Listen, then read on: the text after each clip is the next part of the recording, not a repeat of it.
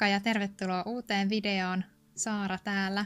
Tänään mie teen maaliskuun sivut bullet journaliin, mutta mie näytän sitä ennen, miltä nuo helmikuun sivut näytti täytettynä. Helmikuussa mulla oli tämmönen kukkateema. Jos et ole nähnyt tätä helmikuun Plan With Me-videoa, niin mie linkkaan sen tuohon alas videon kuvaukseen. Helmikuussa mie tein kans viikkosivuja. Pidin ihan tämmöstä niin kuin alkuperäisen bullet journal-idean mukaista listaa ja sitten tein tämmöisen washi-tape-sivun, kun mun tilaus Sinikara Stationerilta saapui, niin oli pakko saada ne heti näkyville tonne. Ja sitten oli muutama viikkosivu vielä lisää ja tämmönen helmikuun miten meni sivu.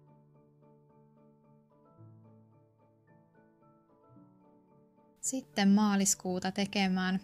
Mulla oli alun perin ideana, että mä tekisin kahviteemaisen kuukauden, mutta se tyssäsi siihen, että mulla ei ole vielä semmoista oikein hyvää kahvin ruskeata kynää, niin sen takia mä sitten käytin niitä kyniä, mitä mulla jo oli, ja valitsin teemaksi teekupit, teemukit, ja tämmöiseksi enemmän tai vähemmän teemaväriksi otin ton mintuvihreän kynän, ja sen kaveriksi sit muita pastellivärejä.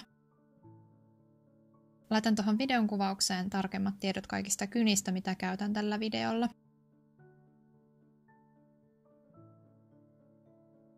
Tuohon mukin yläpuolelle minä kirjoitin otsikon tai tämän kuukauden nimeen ja olisi ehkä kannattanut vähän lyijykynällä etukäteen luonnostella, koska se ei mennyt ollenkaan keskelle ja se häiritsi mua niin paljon, että kirjoitin sitten tuohon viereen 2019, että se vähän tasapainottaisi sitä, että tuo teksti ei ole keskellä. Mie täydensin tuohon itse asiassa vielä semmoiset vaaleanpunaiset kehykset, mutta ne näkyy sitten tuolla videon lopussa.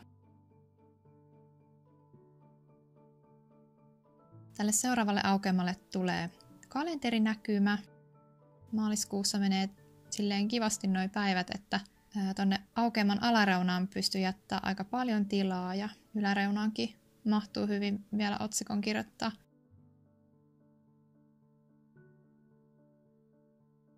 Mä piirsin tämän ruudukon ihan samaan tyyliin kuin viime kuussakin ja sitten tuolla samalla mintuvihreällä tussilla noihin ruutujen yläreunaan tommosen viivan, mihin tulee sitten tuo päivämäärä.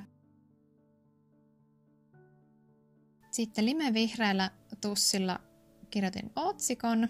Tää on itse asiassa luonnossa enemmän vihreä, vähemmän keltainen tai jotenkin vähän vääristää tässä kamerassa. Mutta siihen me tein sitten vähän semmoista liukuväriefektiä värittämällä vaalean sinisellä tonne kirjainten yläreunaan vielä, niin se muutti sitä vähän tommoseksi vihreämmäksi ja tummemmaksi. Ja sit minä rajasin sen vielä ohuella mustalla tussilla. Tuohon sivuun minä tein some-trackerit ja sitten itse asiassa gradu-trackerin kanssa, mihin me merkkaan sitten noihin somejuttuihin, että montako seuraajaa mulle on tullut lisää tai tilaajaa tänne YouTuben puolelle.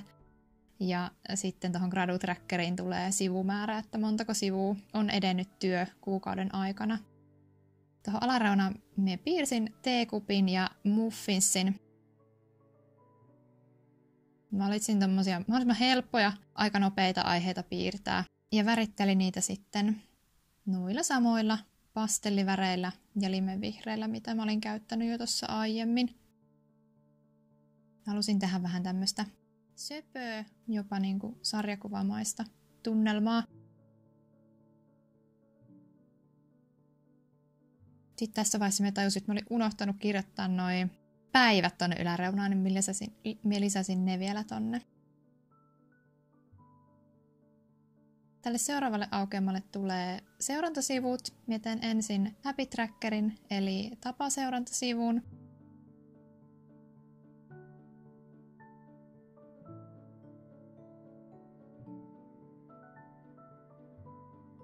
Tässä mulla on tämmöiset minikalenterit jokaiselle seurattavalle tavalle. Mä en jaksa noihin kirjoittaa päivämääriä kaikkiin, mutta tää on toiminut ihan hyvin. Mä oon ihan kohtuullisesti hahmottanut tuosta, että mille päivälle pitäisi merkata.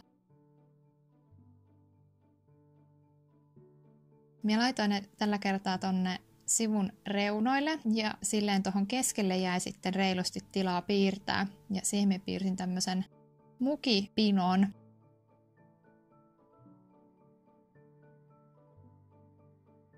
Ja näitä mä värittelin sitten samoilla väreillä, mitä me käytin tuolla edellisellä aukeamalla. Tähänkin mä valitsin tommosia mahdollisimman helppoja kuvioita ja kuoseja. Tein tommosen raitamukin ja sitten sydämen kuvan ja tonne alareunaan vielä tommosen söpön. Mikä toi nyt on? Tommoset suljetut silmät, mä oon nähnyt niitä netissä. Ja tuohon yläreunaan jäi tommonen vähän hassu tyhjä tila, niin kirjoitin siihen vielä Hug in the Mug. Mielialatrackeriin minä löysin Pinterestistä tämmöisen aivan ihanan kuvan, toisen bujoilijan tekemän. Minä laitan tuohon alas linkin tuohon alkuperäiseen kuvaan. Kaikki kreditti siis alkuperäiselle tekijälle. Kuvassa oli siis iso teekuppi tuolla sivun alareunassa ja sitten siihen yläpuolelle oli piirretty saman verran teepusseja kuin mitä kuukaudessa on päiviä. Tämä olikin yllättävän työläs piirtää ja lisäksi se tuli tällä mun piirustustyylillä aika sekavan näköinen. Tämmönen ihan maailmanlopun teepussiräjähdys. Mutta no, sopii ainakin teemaan nyt ihan hyvin.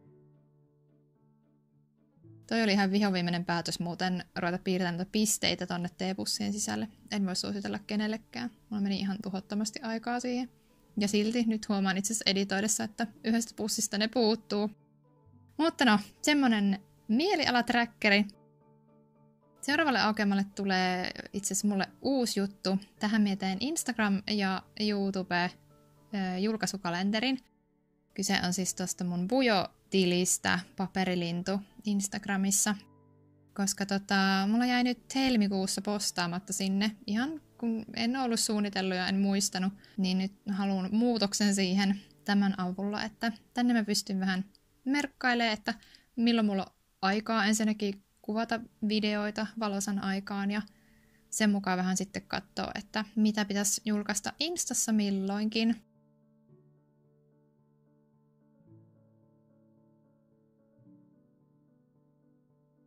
Tähän mä värittelin nuo rivit mintuvihreällä ja vaaleansinisellä. Halusin merkata viikonloput erikseen, niin sen takia ne on tuolla vaaleansinisellä. Sen lisäksi tuohon alareunaan laitoin tilan ensi kuun suunnittelulle ja sitten pieni tila vielä ideoille. Piirsin siihen vielä 2 kuppia, että se olisi vähän yhtenäisempi tää aukeamaton teeman kanssa.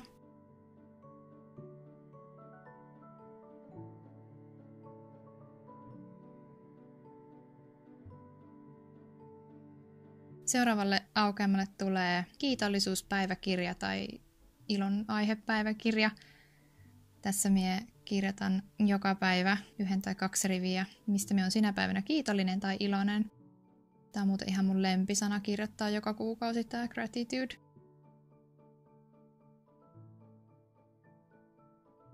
Tähän mie tein tän saman liukuväri-efektin, mikä mulla oli siellä kalenteri aukeama-sivulla. Mulla käy muuten joka ikinen kerta näin, että on jotenkin tosi vaikea hahmottaa sitä, että mun pitää jättää 2 tyhjää riviä noiden numeroiden väliin. Ja joka kerta käy niin, että jossain vaiheessa mulla niinku herpaantuu keskittyminen ja kirjoitan jonkun numeron liian lähelle edellistä, että siihen mahu sit kirjoittaa niitä kiitollisuusaiheita. Niin taas jouduin korjaamaan sen. Tässä mä vielä näytän läheltä, miten mä rajaan nuo kirjaimet tuolla ohuella mustalla tussilla. Tännekin mä halusin piirtää jonkun pienen teemaan liittyvän kuvan, niin jaksoin vielä piirtää yhden tommosen teepussin. Niin rasittavaa, kun nuo pisteet olikin tonne naputella, mutta sopii teemaan. Nyt minä näytän vielä kokonaisuuden alusta loppuun.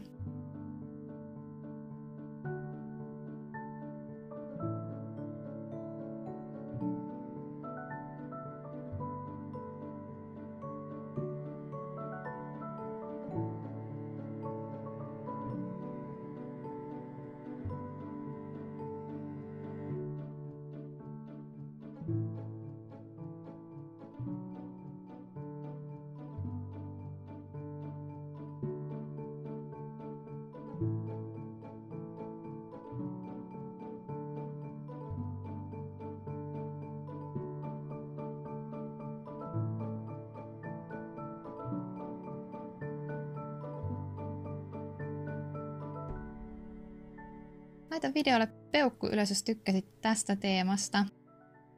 Tästä pääset katsomaan sen helmikuun Plan With Me-videon, ja jos oot sen nähnyt, niin voisit ehkä tykätä tosta uuden vuoden Bullet Journal-videosta. Kiitos kun katsoit, nähdään ensi videolla. Moi moi!